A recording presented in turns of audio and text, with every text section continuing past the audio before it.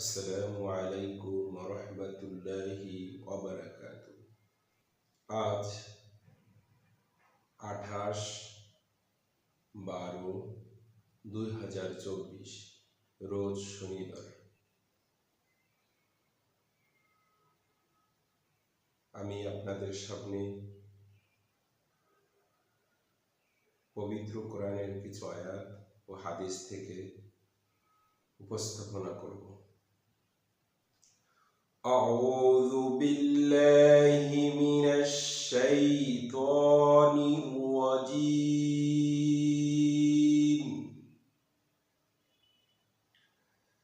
বিতাড়িত শয়তান থেকে আল্লাহর নিকট পানা চাচ্ছি।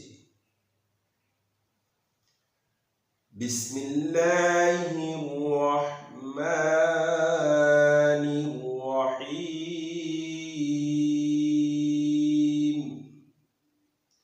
পরম করুণাময় দয়ালু আল্লাহর নামে শুরু করছি।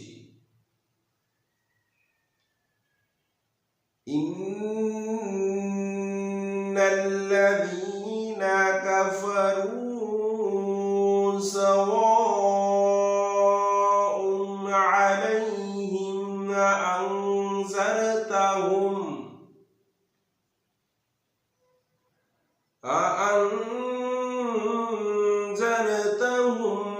আম লাম তুনজিরহুম লা ইউমিনুন।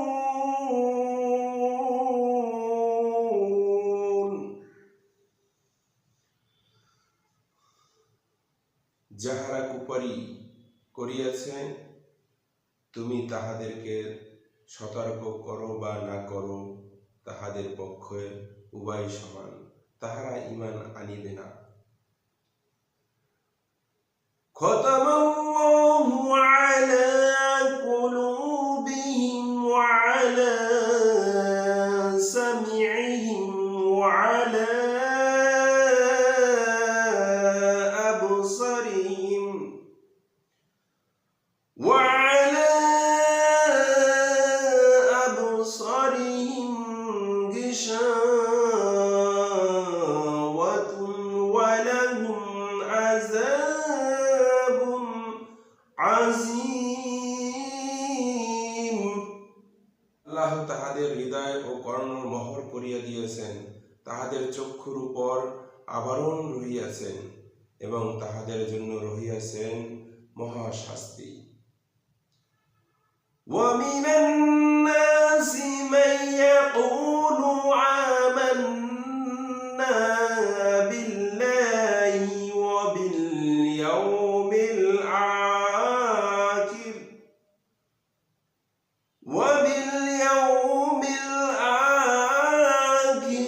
وَمَا هُمْ بِمُؤْمِنِينَ।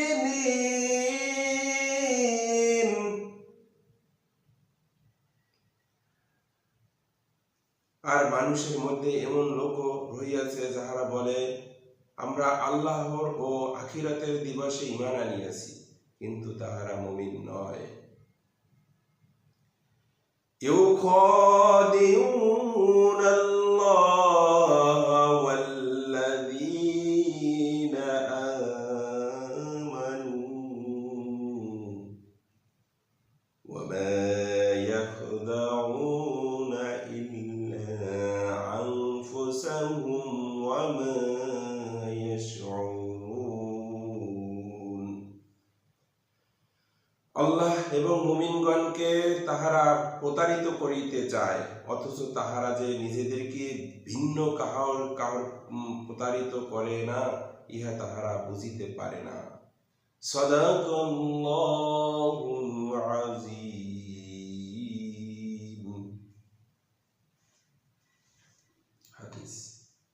মূল কিতাব পৃষ্ঠা নং 563। عن سعيد بن معاذ أنه قال كان صديقا لأمية بن خلف، وكان أمية إذا مر بالمدينة نزل على سيد، وكان سيد إذا مر بمكة نزل على أمية فلما قدم رسول الله صلى الله عليه وسلم مدينة انطلق سعد بن معتمرا فنزل على أمية بمكة فقال لأمية انظروا لسعادة كلاوة لعلي أن أطوف بالبيت فخرج به قريبا من نصف النهار فلاقياهما أبو جهل فقال يا أبا صفوان من هذا معك فقال هذا سعد فقال له أبو جهل ألا أراك تطوف بمكة أمنا وقد أواياتهم سبات وزعمتم أنكم تنصرونهم وتعينونهم أما والله لولا أنك مع أبي صفوان ما رجعت إلى أهلي سليما فقال له سعادة ورفع صوته عليه والله لا عين منعتني هذا علم أنك ما هو أشد عليك منه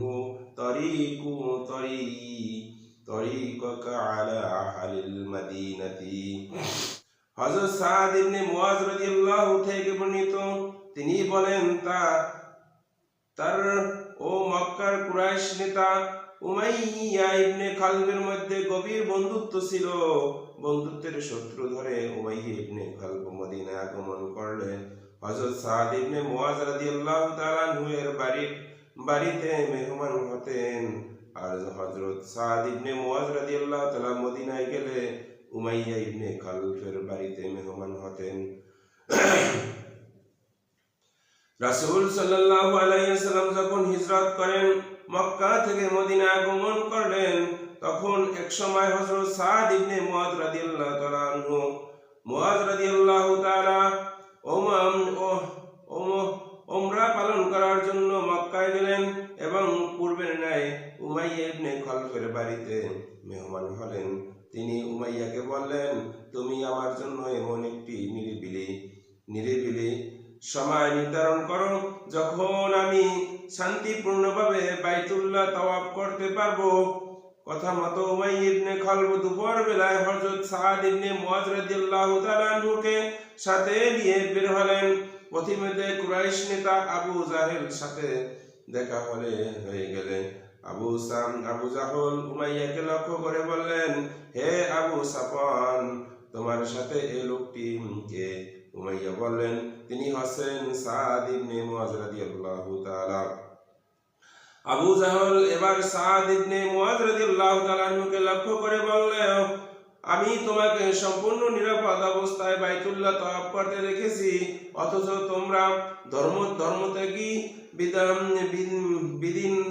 বিদিনদের আশ্রয় দান করেছ এবং তাদের সাহায্য সহযোগিতা করে চলছ। আল্লাহর শপথ, তুমি এই মুহূর্তে আবু সাফওয়ানের সঙ্গে না থাকলে তোমার পরিবার পরিজনের কাছে নিরাপদে ফিরে যেতে পারতে না। আমি তোমাকে এখনই হত্যা করতাম। হযরত সাদ ইবনে মুয়াজ রাদিয়াল্লাহু তাআলা আবু জাহেলের চেয়ে উচ্চ স্বরে একথার জবাব দিয়ে বললেন, আল্লাহর শপথ করে বলেছি, তুমি যদি বাইতুল্লাহ তাওয়াফে আমাকে বাধা দাও, তাহলে আমি তোমাকে এমন একটি বিষয়ে বাধা দেব যা তোমার জন্য এর চেয়ে মারাত্মক হবে। আর তা হলেন মদিনার উপর দিয়ে তোমাদের সিরিয়া যাতায়াতের পথ বন্ধ করে দিব।